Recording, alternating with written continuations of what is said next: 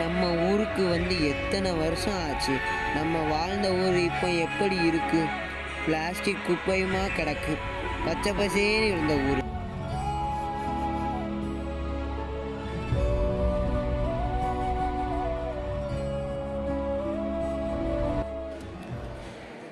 கல்லும் முள்ளுமா கிடக்க.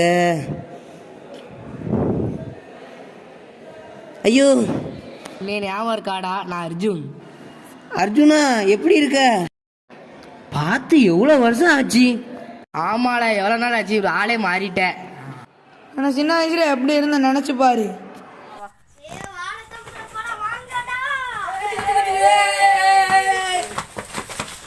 டேய், விதை வச்சு என்னடா கிடைக்கும்?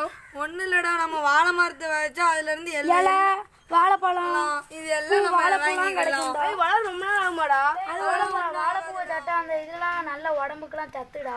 வாழைத்தண்டு அந்த சாறுலாம் சாப்பிட்டா நல்லதுடா. ஜன்னல் கிடைக்குமாடா? நம்ம விதைச்ச மரம்டா, எப்படி வளர்ந்துருக்குன்னு பாருங்க.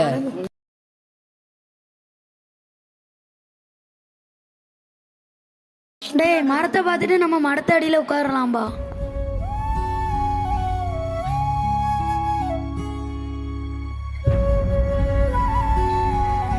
டேய், வாங்கடா போய் உட்காரணும். ஜூனே, நம்ம செடி வளர்ப்போம்டா. சரிடா. கார்த்தி, நிறைய செடி வைக்கணும்டா. ஆமா ஆமா, வச்சே ஆகணும். சரி வாங்கடா, கிளம்புவோம்.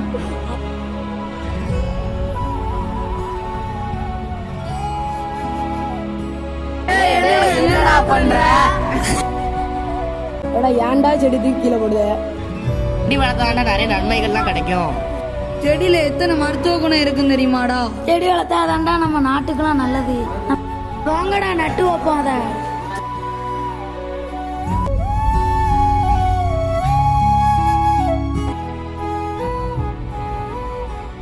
ஃபுல்லாக நிறைய செடி வளர்க்கணும், சரியாடா?